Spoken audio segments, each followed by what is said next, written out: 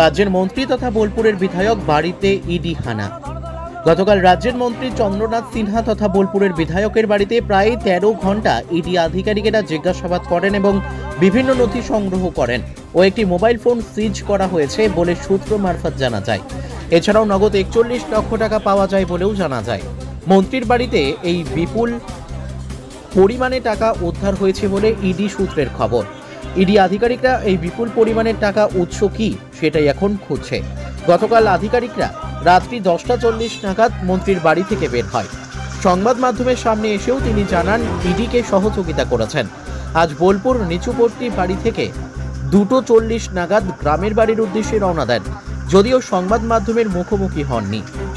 কাজী আমিরুল ইসলামের report, S news Bangla.